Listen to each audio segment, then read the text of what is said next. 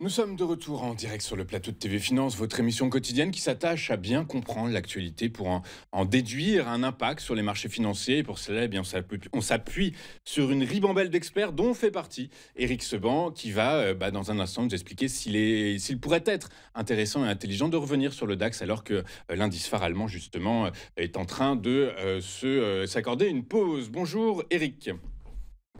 Bonjour.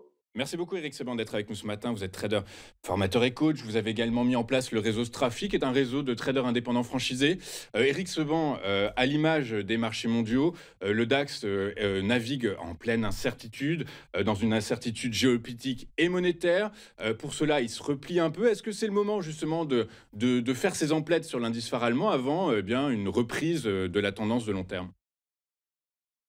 Alors, c'est un niveau d'achat, puisque le DAX s'est replié de 4% depuis 10 séances maintenant. Enfin, c'est la 10e séance de repli, euh, avec une figure de range dont je vous ai parlé la semaine dernière, dont il n'est toujours pas sorti. Une figure de range qui s'est élargie, mais dont il n'est toujours pas sorti. Pour en sortir, il faut aller clôturer sous 23 000. C'est le niveau également dont je vous parlais la semaine dernière à surveiller, parce que si on clôture en dessous, on aura une combinaison d'indications qui prônerait en faveur d'une première alerte baissière. Ça ne veut pas dire qu'il y aura du relais, mais ça serait une première alerte baissière. Donc, dans le climat actuel, je ne sais pas si c'est une bonne idée de rentrer aujourd'hui parce que j'imagine que les attentes sont relativement fortes par rapport à la Fed ce soir. Mais une fois qu'on aura laissé passer la Fed, ce sera peut-être en effet une idée pour investir. La Fed, c'était hier, euh, Eric. Je suppose que vous voulez faire référence à la Bank of England, du coup. euh, ah, le FOMC, c'était hier. Oui, la Fed, c'était hier, Bon, ouais. bah, écoutez, je suis pas à la page. Donc, alors dans ces cas-là, oui, on peut envisager un achat sur le support ici. On a déjà commencé à rebondir dessus ce matin euh, pour viser le retour dans le haut du range, hein, c'est-à-dire les derniers plus hauts historiques auxquels vous faisiez référence il y a une minute. C'est une façon de travailler avec un stop court, parce qu'évidemment, si on passe en dessous de 23 000 en clôture, vous stoppez tout simplement. Et ça vous donne un bon ratio gain-perte si jamais ça remonte vers 24 000, 24 400, qui serait le haut de cette zone. Bon, maintenant, demain, c'est l'échéance. On a un petit peu plus de volume cette semaine que la semaine dernière, mais il ne faut pas y voir un volume d'intérêt, c'est un volume technique. Hein, les contrats tournent sur l'échéance suivante. La position ouverte sur les options reste stable. Il n'y a pas d'indication, en tout cas pour le moment, même si la volatilité, alors la volatilité implicite, elle augmente un petit peu, mais c'est normal vu les tensions qu'on a en ce moment et puis l'incertitude dans laquelle on nage qui monte d'un cran. Il n'y a pas de, j'ai pas trouvé d'indication pour le moment, en tout cas, que des gérants auraient cessé de se protéger. Donc, on peut considérer que ils sont évidemment toujours protégés. On peut prendre comme niveau de rupture de leur protection ce qu'on a dans le passé récent, c'est-à-dire 19 000. Hein. Le 7 avril, on a baissé jusqu'à ce niveau-là et on a rebondi immédiatement. Et quand je dis immédiatement, c'est dans le quart d'heure. Donc, ça a été extrêmement rapide, le temps de liquider quelques positions, puis ça rebondit. Et donc, on peut considérer qu'ils sont protégés jusqu'à 19 000.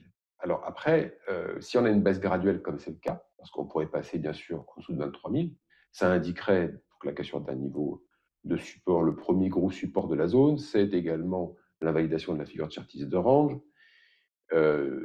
Ça pourrait commencer à baisser doucement. Il ne faut pas y voir, parce qu'on a cassé un support, qu'on va partir à la baisse très forte. Il n'y a pas les éléments pour ça. Pour ça, il faudrait que les gérants ne soient pas protégés, qu'ils soient obligés de vendre, qu'il y ait des grosses contraintes de vendre avec des gros volumes. Il y aura quand même des volumes qui vont se mettre en place sur ceux des ETF, qui vont évidemment vendre parce que ça baisse. Et je rappelle ce que je disais la semaine dernière, je crois, ou la semaine d'avant. Il n'y a jamais eu autant de collectes sur les ETF que depuis cette année. On a, depuis le début de l'année seulement, plus de 463 milliards collectés. Et encore, ce n'est pas le chiffre arrêté à hier. Hein. Donc, c'est un volume de vente qui n'a jamais, de vente potentielle, hein, mais potentiel réel, parce que si ça baisse, les ETF vendent de la même façon qu'ils achètent quand ça monte, sans considération d'ailleurs de la valeur fondamentale des sociétés sur lesquelles ils investissent. Donc c'est purement mécanique. Et je rappelle que les ETF ne sont pas protégés par des options, ce n'est pas leur vocation, donc ils n'ont pas de protection, et donc ils vont simplement vendre. Et comme les volumes n'ont jamais été aussi importants, ça pourrait commencer à ressembler à une sorte de rouleau compresseur en face desquels en face duquel, pardon, il faudrait des volumes acheteurs pour freiner la baisse. Est-ce qu'il y aura ce volume acheteur? Dans le contexte actuel, on peut en douter.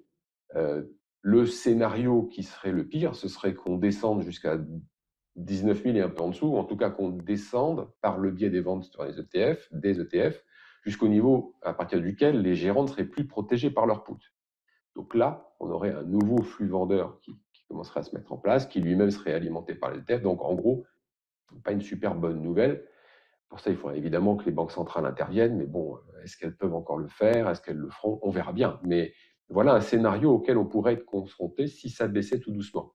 En cas de flash crack, bon, on a déjà vu que ça avait rebondi très fort. Ça peut rebondir de la même façon très fort jusqu'à 19 000.